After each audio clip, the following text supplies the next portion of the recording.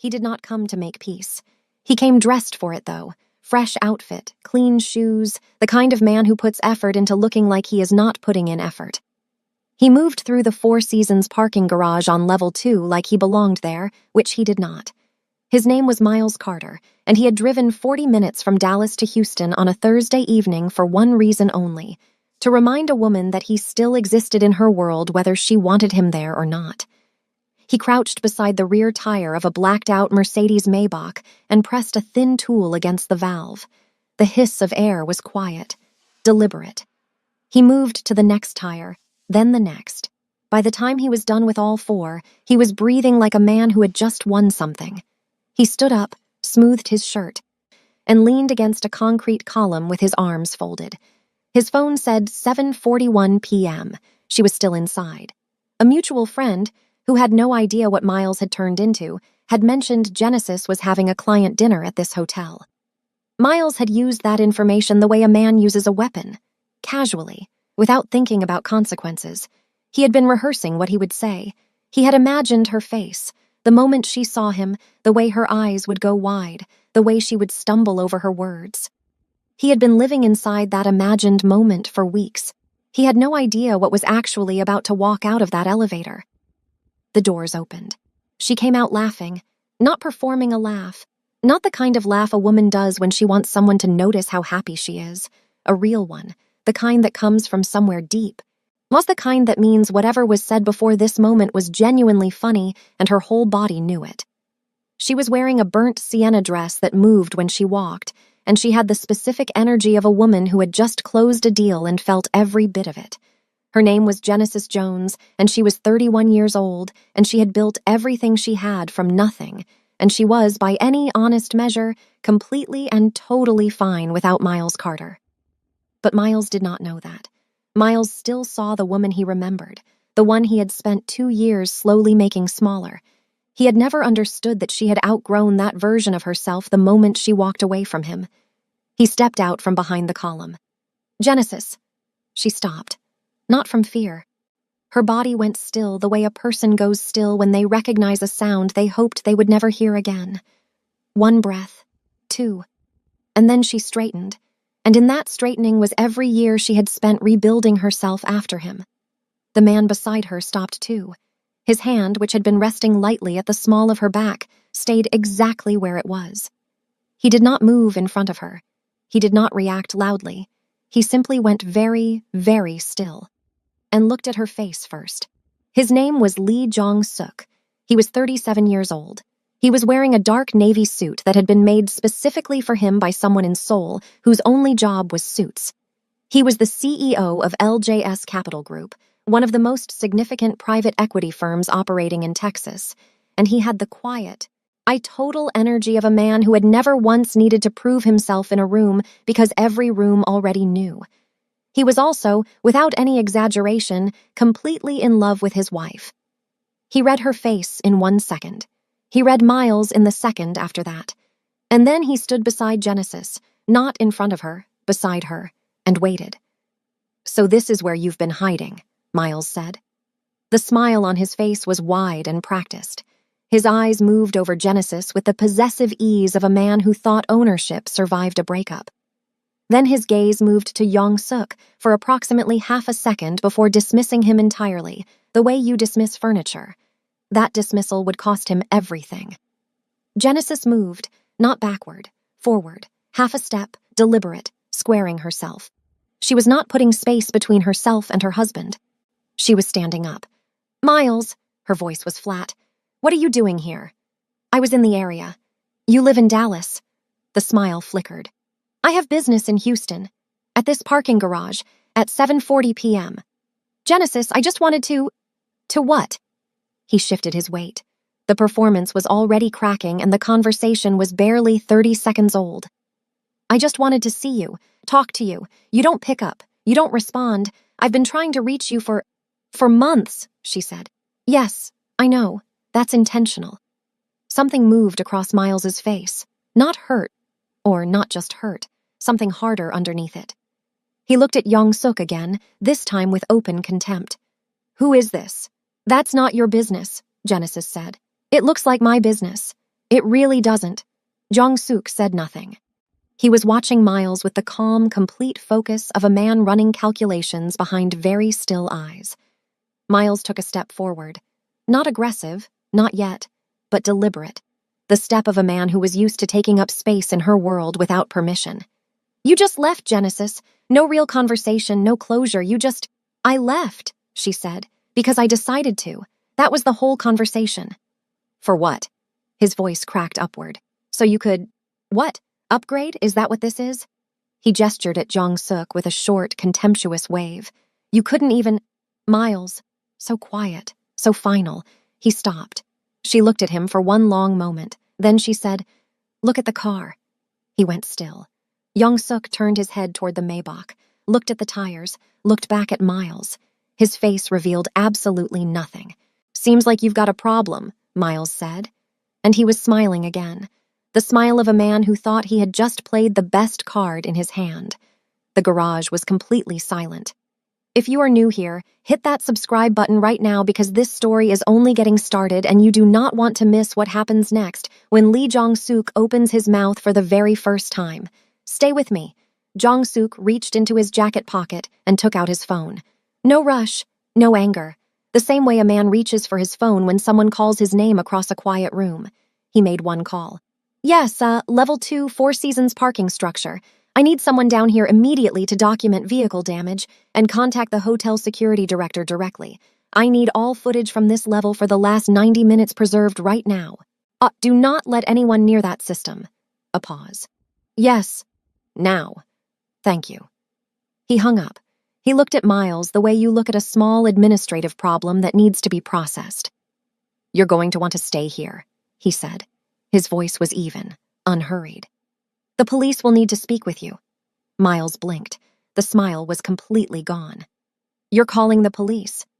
Criminal mischief in Texas carries felony charges when property damage hits a certain threshold. Jong-suk glanced at the car briefly. Given the vehicle, we'll be well above it, but confirm that with an attorney. A slight tilt of his head. Do you have one? Miles stared at him.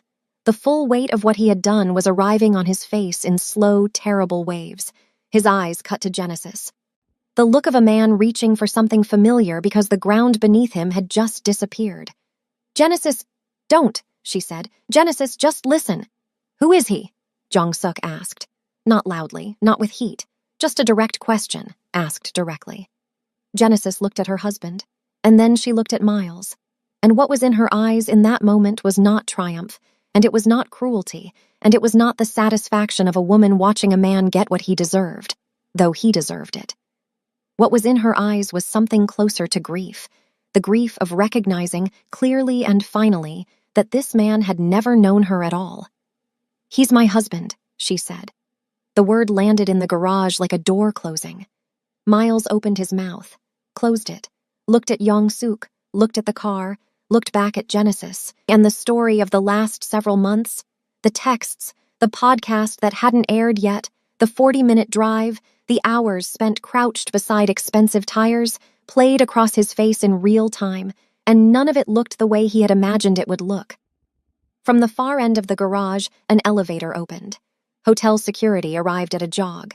Genesis turned away from Miles. She linked her arm through Jong-suk's. She did not look back.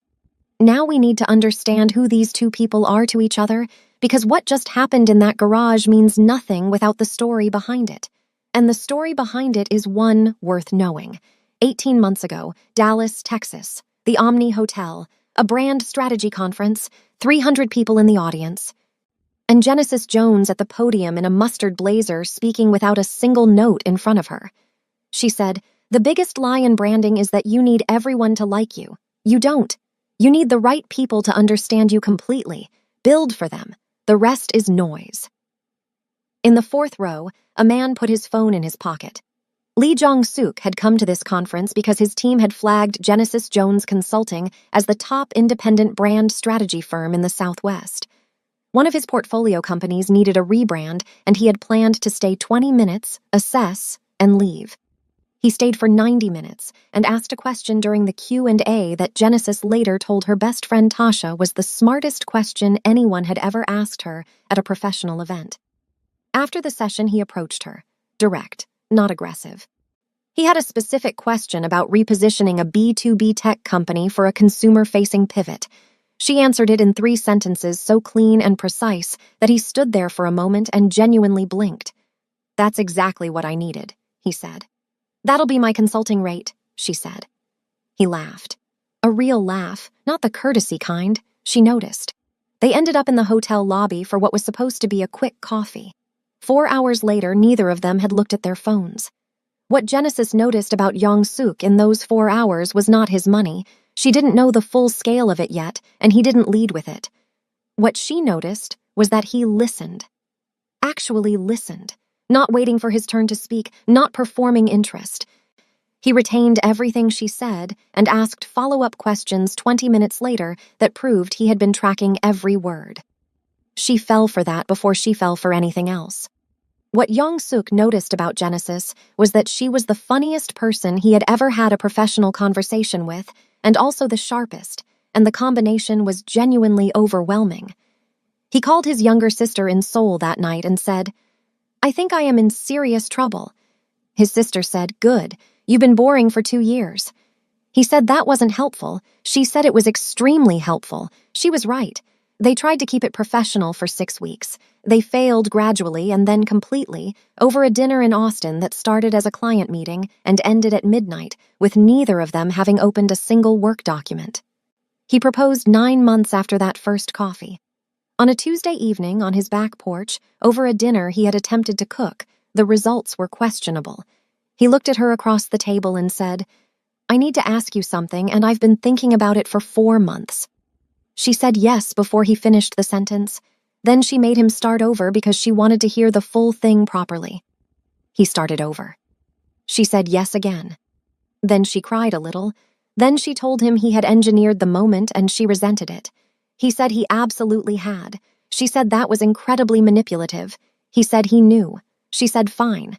They married quietly. 40 people in a garden in Austin. No announcement, no Instagram post. And Genesis was a public professional who understood perfectly well that visibility was a tool. And she had decided consciously that her marriage would not be a tool.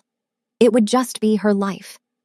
Which is why Miles Carter, combing through their shared social circle for information about Genesis, had found nothing. He had known she was seeing someone. He had not known who. He had not known, when he pressed that tire valve, what he was actually walking into. 2 hours after the parking garage, the police had come, taken Miles's information, documented the Maybach, and left with his details for processing. Miles had stood through the whole thing with the expression of a man watching his own plan collapse from the inside. He had left without another word, just one last look at Genesis, which she did not return. Genesis and Jong-suk were now on the 14th floor of the same hotel, room service on the table between them, shoes off, the hum of Houston coming through the glass behind them, the kind of quiet that comes after something big. "Are you okay?" Jong-suk asked. "I'm fine." She picked up a fry. "I'm annoyed. He ruined a good night." "The night is not ruined. He slashed your tires. They'll be replaced by morning. My assistant is handling it." He looked at her. "But I want to know about him. You've mentioned Miles before. Not much." She was quiet for a moment. The kind of quiet where you are deciding how much of yourself to hand over. Then she told him. All of it, properly, for the first time. 2 years, mid to late 20s. Miles had been charming at first, the kind of man who made you feel chosen. Then slowly, quietly, the choosing started to come with conditions. He was distant whenever she had a strong work month. He found ways to make her feel guilty for friendships she had before him. When she landed her first major corporate contract and called him excited, he picked a fight that lasted a week, and somehow she ended up apologizing for succeeding. She had not understood what was happening to her until she was already deep inside it. She left at 27. It took 2 full years to understand what the relationship had actually cost her. He was never violent, she said, just the other kind of controlling, the kind that makes you question your own memory. Young-suk was very still. He's never fully accepted that it ended. Texts come every few months. He showed up at a professional event once. Nothing like tonight. I always thought he'd get tired of it and move on. She paused.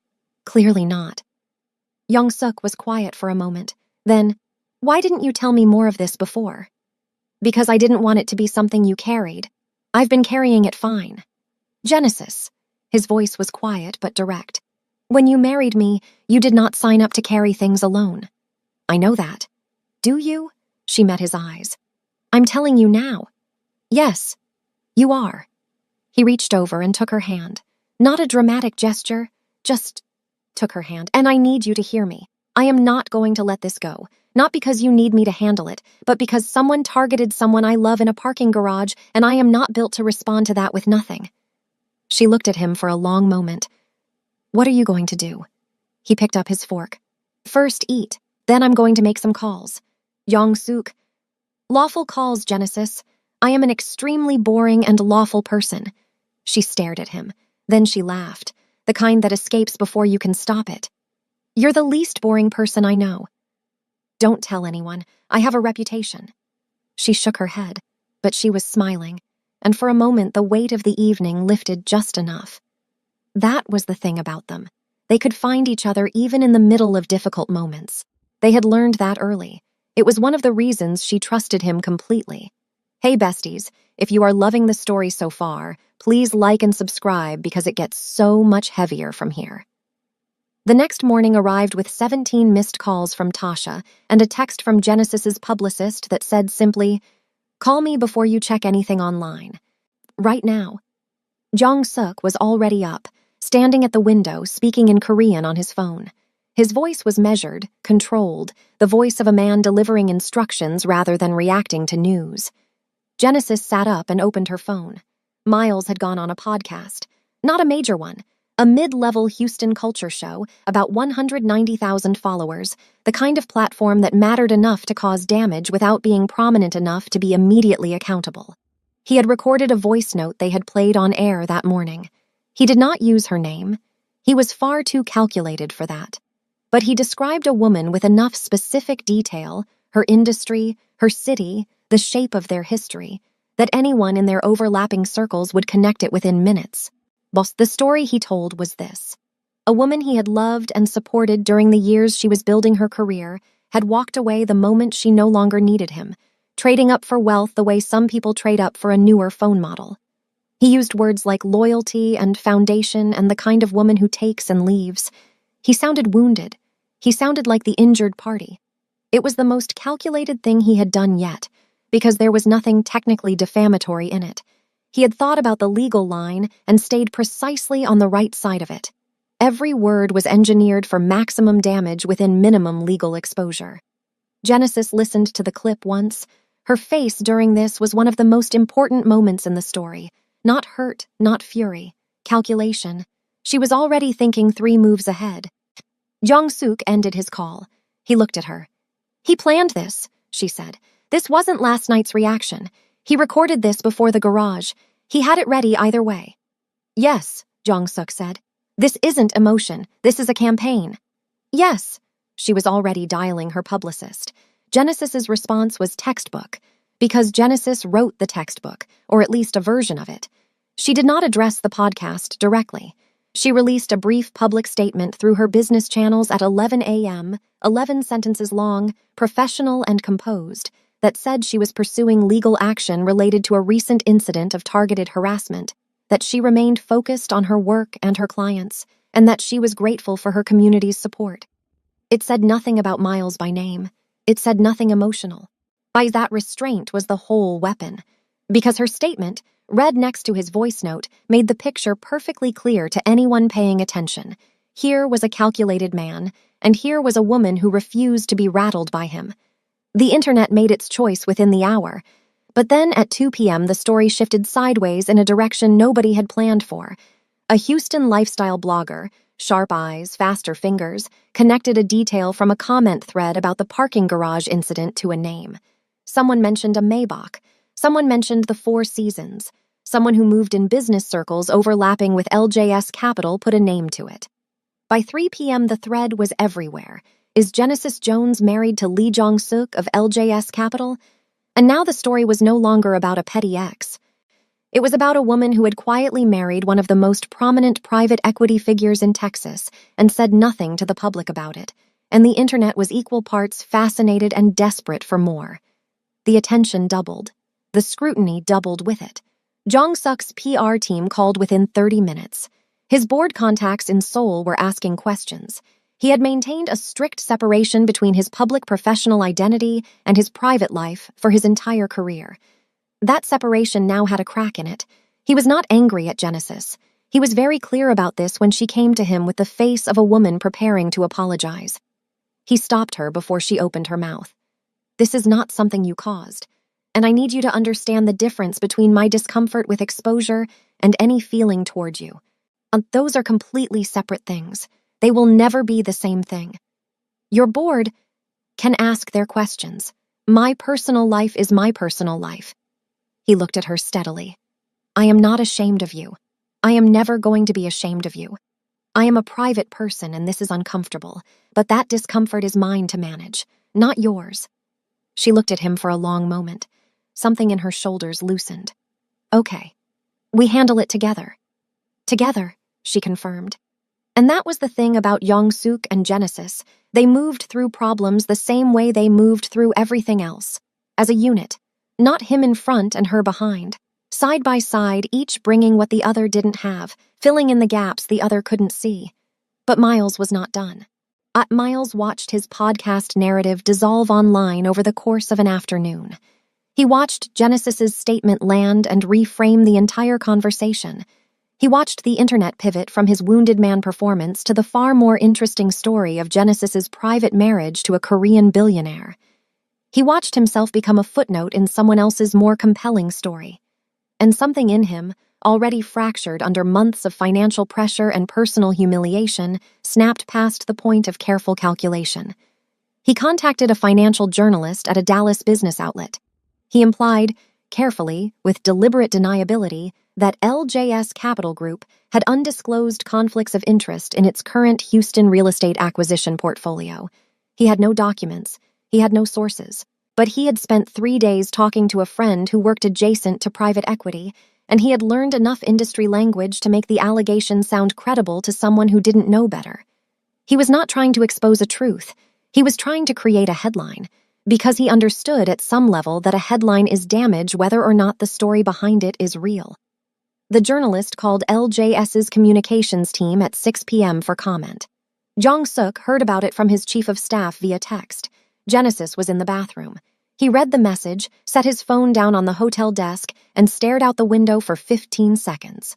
The Houston skyline was doing its thing outside. He did not see it. There were 2 things that consistently broke through Jong-suk's composure. The first was injustice directed at people he loved. The second was direct attacks on what he had spent 15 years building. Miles had just done both simultaneously, in the same move, and the stillness Jong-suk was holding in that moment was the kind that requires real effort to maintain. He made 2 calls, quietly, precisely. When Genesis came back into the room and looked at his face, she stopped walking. "What happened?" he told her. All of it. No softening, no managing her reaction, just the full picture directly. She went quiet. Then she got her laptop, brought it to the desk, and said, "Come sit with me." "Genesis, I'm a brand strategist. A false financial allegation is a narrative problem, and narrative problems are what I do." She opened her laptop. "Come sit with me." He looked at her for a moment. Then he got his own laptop and sat beside her. They worked side by side until midnight. Her communication instincts and his legal structure combined into a proactive transparency strategy that got ahead of the allegation before it could be printed. She drafted the external messaging. He directed his legal team. They disagreed twice, productive disagreements, the kind between people who respect each other's intelligence enough to push back, and landed on an approach that was both bulletproof and human. The journalist's editor received a comprehensive, documented response by 9 a.m. the next morning. The story died in his inbox. Young-suk leaned back in his chair at 12:30 a.m. and looked at Genesis, who was reading back through her final draft with a pencil behind her ear. And he thought, not for the first time, that he had somehow ended up married to the most capable person he had ever met. "Done," she said, without looking up. "Done," he confirmed. She looked up. They looked at each other across the small space of the desk, both of them tired in the specific way that comes from doing something hard and doing it well. "We're good at this," she said. "We are," he agreed. She closed her laptop. "Don't tell anyone that either. I need people to think I struggle sometimes. I'll take it to the grave." She smiled. And just like that, it was 12:30 a.m. and they were okay. The next 3 days were almost normal. Almost because the online conversation about Genesis and Young-suk's marriage was still quietly circulating, and Miles's criminal charge was moving through the system. And Genesis was back in Austin running her business, fielding client calls, managing the small aftershocks of a week that had upended more than it was supposed to. But normal, because this was who she was. A woman who did not let the hard weeks take up permanent residence. She moved through things. Jong-suk was in Houston for 2 more days of meetings before flying back to Austin. They texted constantly in the way of 2 people who were genuinely interested in each other's days. She sent him a voice note at 11 a.m. on Friday complaining about a client who wanted a full brand identity overhaul but had the budget of a food truck. He responded with 3 laughing emojis and then a detailed strategic suggestion that was actually useful, which she found both helpful and annoying, and told him so. He said he would try to be less competent. She said, "Don't bother. This is what their daily life looked like. Easy, funny, real." On Sunday afternoon, Genesis's phone rang. It was Tasha. Tasha had been Genesis's best friend since their sophomore year of college. She was the woman who had stood beside Genesis at the altar 8 months ago with tears in her eyes and still somehow managed to whisper something funny enough to make Genesis nearly break character during the vows. She was also the only person in Genesis's life who would tell her the truth when the truth was uncomfortable, which was the reason Genesis picked up the phone with a slightly different quality of attention when she saw Tasha's name. "I need to tell you something," Tasha said. "And I need you to promise me you won't spiral before I finish. Tell me." "Promise first." "Tasha." "Genesis." "Fine, I promise, tell me." What Tasha told her came out over 15 careful, uncomfortable minutes.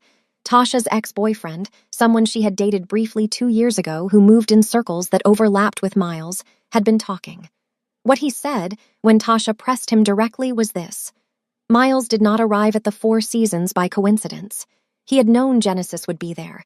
He had been tracking her movements in a loose, informal way for at least 3 weeks before that Thursday evening. Not through anything technical, through information. Small pieces of her schedule passed along through conversation that told him where she would be and when. And that information had come from someone inside Genesis's professional world.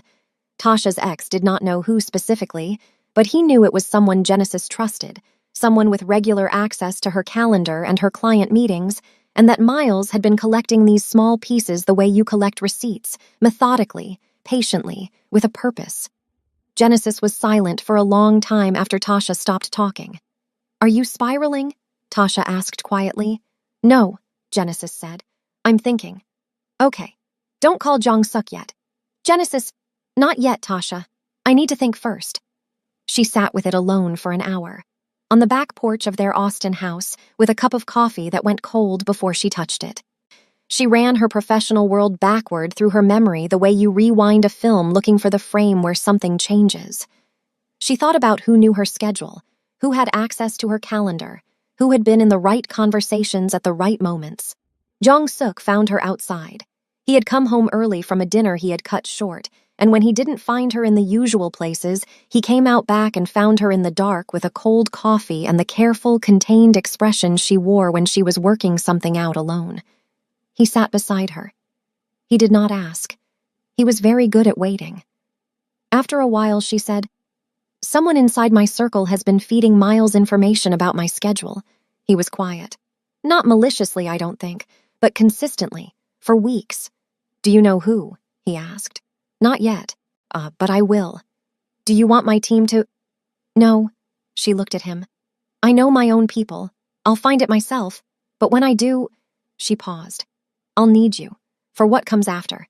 He nodded. "I'll be here." She leaned her head on his shoulder. They sat outside together in the dark, not saying much else. The city made its quiet nighttime sounds. The coffee stayed cold, and Genesis Jones sat inside the particular ache of knowing that someone she had trusted had made a choice they probably didn't fully understand, and that she was going to have to face it. Does this story hit different when you realize the threat wasn't just outside? Comment below if you felt that. It took her 4 days. 4 days of working backward through her schedule, of replaying conversations, of holding names up to the light the way you hold a document up to the light to read what's underneath. She did it alone, methodically, without sharing her process with Jong-suk or Tasha, because she needed the space of her own mind. She had a whiteboard in her home office that she filled and erased and refilled. Jong-suk saw it once through the door and said nothing. He brought her food and closed the door behind him. The answer arrived on a Wednesday morning with a clarity that felt like cold water. Priya, her assistant, 27 years old, 3 years with Genesis Jones Consulting, twice promoted, trained from near scratch by Genesis herself, who had seen something in her during a college recruiting event and made the call to bring her in and build her up. Priya, who sent Genesis coffee orders correctly every single time. Priya, who handled the calendar, the client scheduling, the hotel preferences, the meeting logistics. Priya, who had briefly dated someone in the past year, a man Genesis had met once at a company event and promptly forgotten, who, it turned out, moved in Miles's social circle. Genesis sat with this information for 1 full hour before she did anything. She let it arrive completely, let herself feel all of it, the particular specific hurt of a betrayal by someone you had invested in, someone you had chosen and built and trusted. She did not suppress it. She let it land. Then she sent Priya a message asking her to come to the house. When Priya arrived and sat down across from Genesis in the home office, she already knew something was wrong. It was in the specific quality of Genesis's stillness, the way she sat, also the way she looked at Priya when she came in. Not with heat, with certainty. Genesis did not raise her voice. She did not perform anger. She laid out exactly what she knew, calmly, completely in order. And then she stopped and gave Priya the space to respond. Priya's face collapsed somewhere in the middle of it. The remorse was real. That was the hardest part. It was not the remorse of someone caught in calculated wrongdoing.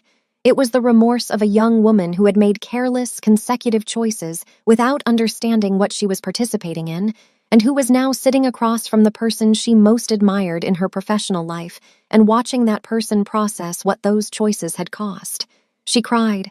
She said she didn't know Miles was dangerous. She said she thought it was just conversation. She said she never thought... Genesis stopped her. It was never just conversation, Priya. Information about where someone is, when they'll be there, which hotel they prefer. That is never neutral when you're handing it to someone that person has been trying to stay away from. Even if you didn't know that. Even if your intention was careless rather than cruel. The outcome is the same. A man showed up in a parking garage and destroyed private property and tried to humiliate me in front of my husband. And he knew where to find me because of you. Silence. I'm not going to pursue legal action against you, Genesis said. What you did wasn't criminal in the way that Miles's actions were criminal, but your employment is terminated. Today. Effective now. Priya nodded. She was crying quietly. I hope you carry this forward, Genesis said. Not as shame, as understanding, because the world has a lot of Miles Carters in it, and the people around the women they target often don't realize what role they're playing until it's over. She stood up. The meeting was over. Priya left. Genesis stood alone in her office for 10 minutes. Then she picked up her phone and texted Jong-suk one word. Found her. His response came in 5 seconds. Come downstairs. I made food. She walked downstairs. The kitchen smelled like something that was trying very hard to be Korean fried rice and landing at about 60% of its goal.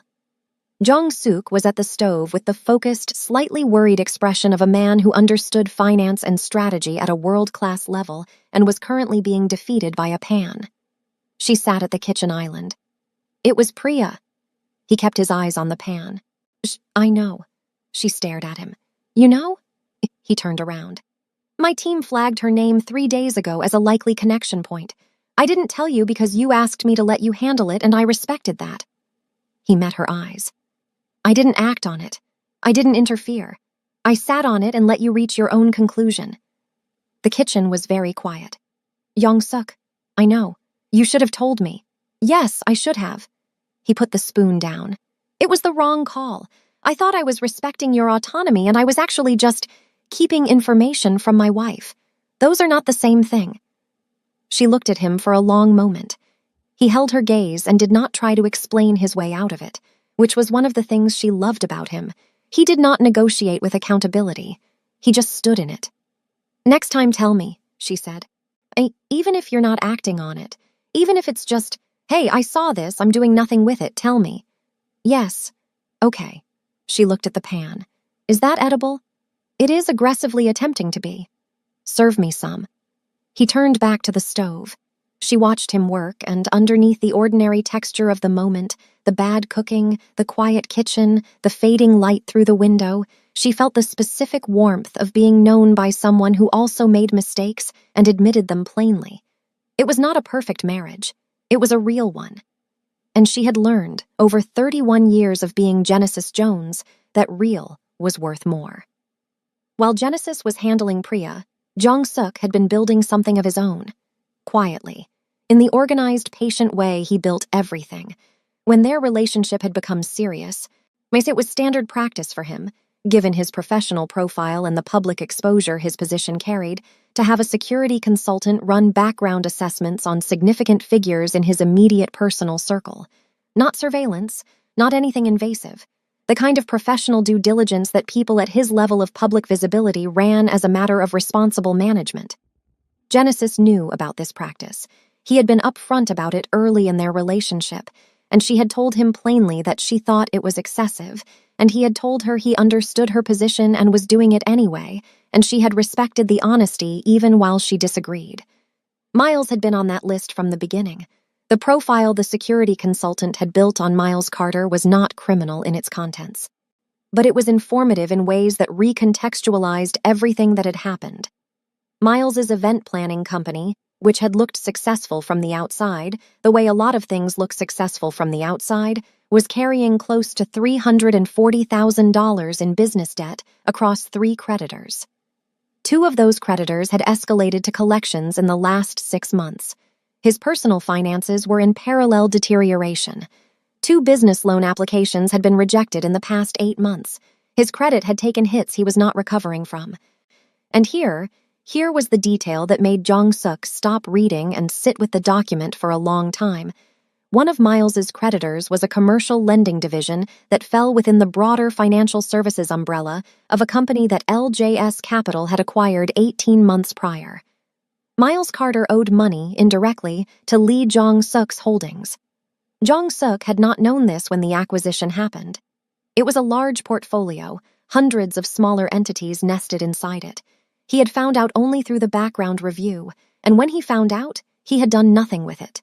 Not because the temptation wasn't there, but because using a man's debt as personal leverage was not something Jong-suk was willing to do. It would have been easy, and the ease of it was exactly why he didn't. But understanding this changed the shape of Miles's behavior significantly. Because Miles's aggression had escalated in the last several months at exactly the same rate his financial situation had deteriorated. He had been watching Genesis's business grow, watching her public profile rise, watching her move from the woman he had known in a small Austin apartment into someone who flew in for client dinners at 4-star hotels, while his own world was quietly coming apart. She had become, in his mind, the symbol of everything. Everything that had gone right for her. Everything that had gone wrong for him. He didn't come after her because he wanted her back. He came after her because he needed her to not be okay. Jong-suk told Genesis all of this over dinner that evening. She was quiet for a long time. She turned her wine glass slowly between her palms. That doesn't make me feel sorry for him. No, but it makes him make sense. She looked up. What are you going to do with the financial connection? Nothing, he said. Using his debt as leverage would be wrong and I won't do it. She nodded. Good. The criminal charge for the tire damage is moving forward through the DA's office. His attorney has already reached out to mine twice trying to negotiate a dismissal. I said no both times. Good. I also had my legal team send a formal cease and desist to Miles, his attorney, and the podcast network this morning. If he comes within a specified distance of you, mentions your name publicly, or contacts anyone in your professional circle, we return to court immediately." She was quiet for a moment. "You didn't tell me before you sent that." "I know. I'm working on the habit of acting first and updating you second. It's something I built before you, and it doesn't belong in this marriage." She looked at him across the table. "Every time you say something like that, it genuinely surprises me. Why? Because most people know they have a bad habit and just keep having it." "I am extremely motivated to be better than most people," he said. "Specifically for you." She pointed at him. "That's manipulative again." "Is it working?" "Profoundly," she said. "Stop it." He almost smiled. "Do you see why this couple is everything? Comment your thoughts. Keep watching, because Miles isn't done yet." He called her on a Tuesday afternoon. Genesis was at her desk in the Austin office. She saw his name on the screen. She looked at it for 3 full seconds. Then she picked up, not from weakness, not from old feeling, but from the deliberate choice of a woman who had decided that avoidance was no longer a strategy she was interested in. "You got my lawyer involved," he said. He sounded exhausted. The calculated edges were gone. This was just a tired man. "You slashed my tires and went on a podcast, Miles." "I know." A pause. "I know what I did." She waited. "I don't know who he is," Miles said. "I mean, I know who he is now. I looked him up, but I didn't know that night. I didn't know any of it." He stopped. I saw you and you looked..." He stopped again. "You looked like yourself, like the real you, the one I..." "Miles, I know. Say what you actually called to say." A long silence. When he spoke again, his voice was different, quieter, stripped of everything except what was real. "I just want to know you're okay. That's the truth. I want to know that he's good to you." Genesis closed her eyes for 1 second. This was the part that was not clean. The part that didn't fit into a simple story about a villain and a hero. Because Miles Carter was not a villain. He was something more complicated and in some ways more human than that. A man who had loved someone in the only way he knew, which was a harmful way, who had watched her become more fully herself after leaving him, and who had never been able to sit with the fact that his love had made her smaller while someone else's had made her larger. This phone call was not a strategy. It was grief. Misdirected, inexcusable, long overdue grief. Genesis understood this. She had understood it for years. "So, I'm more than okay," she said. "I'm happy. Actually happy. Not performing it. Not working toward it. Just in it." She paused. "And yes, he is good to me in ways I didn't know were possible." Silence. "I need you to let me go, Miles. Not for me, I'm already gone, for yourself. Because everything you've done in the last few weeks, the garage, the podcast, the journalist, none of it gave you what you were looking for. It never was going to, and I think somewhere in you, you know that." He didn't say anything for a long time. When he finally spoke, "I'll see you in court, I guess." "I guess so." She hung up. She sat at her desk for a moment with the phone face down in front of her. She felt the weight of it. Not regret, not grief of her own, but the particular heaviness of a closed chapter finally, permanently closing. Then she picked up her phone and called Yong Suk. He answered on the second ring. "I need you to come home. Leaving now. No questions, no hesitation. 15 minutes. He was home in 14. She heard the front door and came out of the office, and he was there. Still in his work clothes, jacket over his arm, the slight breathlessness of a man who had moved faster than his usual pace.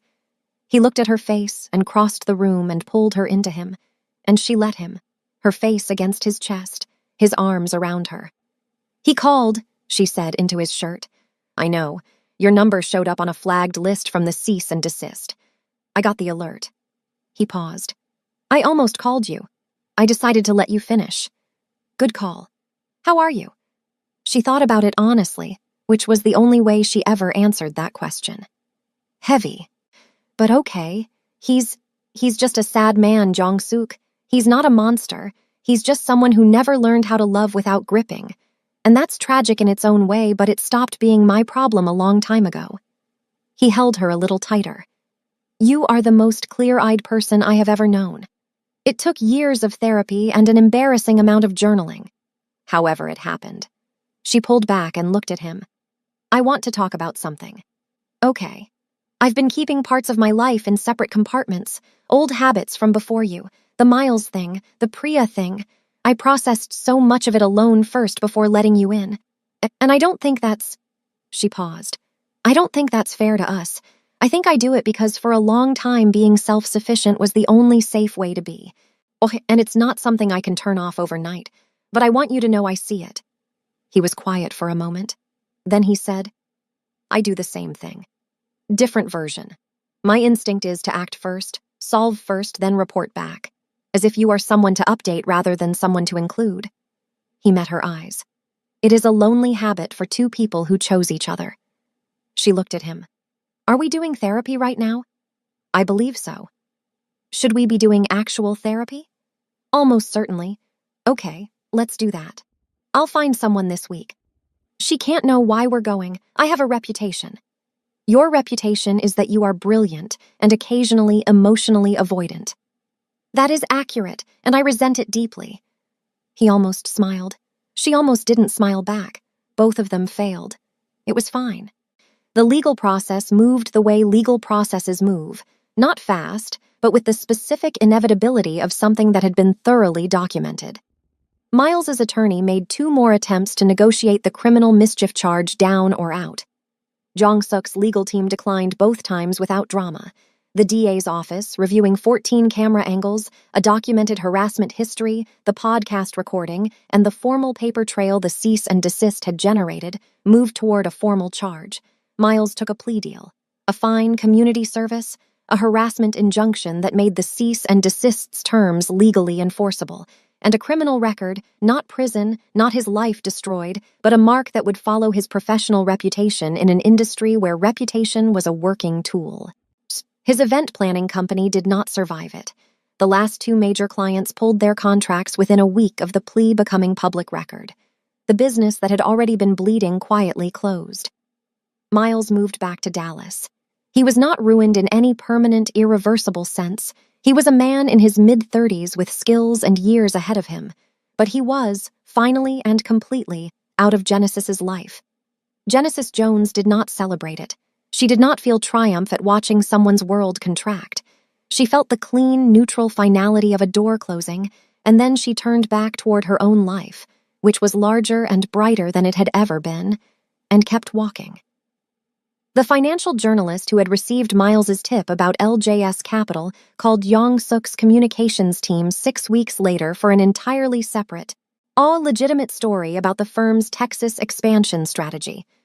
Jong-suk declined the interview graciously. He did not hold grudges against professionals doing their jobs. The journalist's noteback was respectful, and the exchange was filed away and forgotten. Genesis hired a new assistant, someone Tasha had recommended, which meant someone who had already passed the most protective vetting process in Genesis's immediate circle. They started couples therapy 3 weeks after the phone call, a woman in Austin whose waiting list was 8 months long, but who had a cancellation. In their 3rd session, Jong-suk told the therapist that his primary challenge in the relationship was the impulse to solve problems without first asking whether his wife wanted them solved or simply acknowledged. The therapist wrote something down. Genesis said her primary challenge was accepting complete love without feeling like it was quietly reducing her independence. The therapist wrote something else down. Then she told them they were the most self-aware clients she had seen in 2 years and also clearly both somewhat insufferable about it. Jong-suk looked at Genesis. Genesis looked at Jong-suk. She's good, Genesis said. Very good, he agreed. They went back the following week, 3 months after the parking garage. A Tuesday afternoon in Austin, Texas. The sun doing what Texas sun does in late spring, making everything look slightly more golden than it deserves. Genesis was finishing a call in her office at 2:40 p.m. New client, solid contract, the kind of work she genuinely loved, a regional brand with a strong product and a story they didn't know how to tell yet. She loved that part most, finding the story inside the noise. She wrapped the call, sent a follow-up email, and picked up her bag. She took the elevator down to the parking garage beneath her building, heels clicking on the concrete, already composing a voice note in her head to send Jong-suk about the new client. Her phone buzzed. A text from Jong-suk. Look up. She looked up. He was leaning against the passenger side of her car. The new Maybach, same color, different plates, with his jacket folded over one arm and the particular expression he wore when he had done something he knew she would call excessive and was entirely at peace with that. He was supposed to be in a board meeting in Houston. "What are you doing here?" she said. "I wrapped early." He tilted his head. "I wanted to take you to lunch." "You flew from Houston. It's 40 minutes. Yongsuk. Genesis. That is insane." "I know." She walked toward him slowly, looking at him the way she did sometimes, really looked at him, as if making sure he was real, as if the version of him that existed daily in texts and calls and shared dinners and therapy sessions was still somehow surprising when he was standing 3 feet away in a parking garage wanting to take her to lunch on a Tuesday afternoon for no reason except that he wanted to. He looked back at her the same way. He always looked back at her the same way. "This is embarrassing," she said, stopping in front of him. "We are an embarrassing couple." "Deeply," he agreed. She linked her arm through his the way she always did, naturally, easily, the way you reach for something that simply belongs to you. And they started walking toward the garage exit. "I'm picking the restaurant," she said. "You always pick."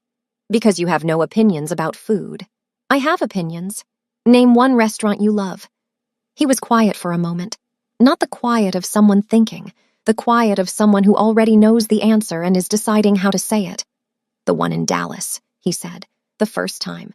That coffee that turned into 4 hours." She stopped walking. He kept going for one step before he noticed, then turned and looked at her. She was standing still on the parking garage floor, arm no longer linked through his, looking at him with an expression that was doing something complicated. "That was our first date," she said quietly. "I know. You said a restaurant you love." "Yes, Jongsuk." Her voice was soft. "We went there for coffee." "I know." He looked at her steadily. "It's still my favorite place I've ever eaten." She stood there for a moment. The parking garage was quiet around them. Somewhere above, Houston, Austin, Texas, the whole enormous state went on doing what it did. But in this specific concrete space, with its humming lights and its clean floors, none of that was particularly relevant. She walked back to him. She took his arm again. She started walking. "You do that on purpose," she said. "Every single time." "It's very effective." "I know. I still resent it." "I know that too." They walked out of the parking garage and into the afternoon. The light hit them both, and the city kept moving the way cities do, indifferent, relentless, loud. And the two of them moved through it together, which was all either of them had ever really wanted. Hey, my loves, if you made it to the end of this story, drop a comment telling me what your favorite moment was. Share this video with someone who needs to see what real love looks like. Not perfect, just real. Like, subscribe and turn on notifications for more stories like this.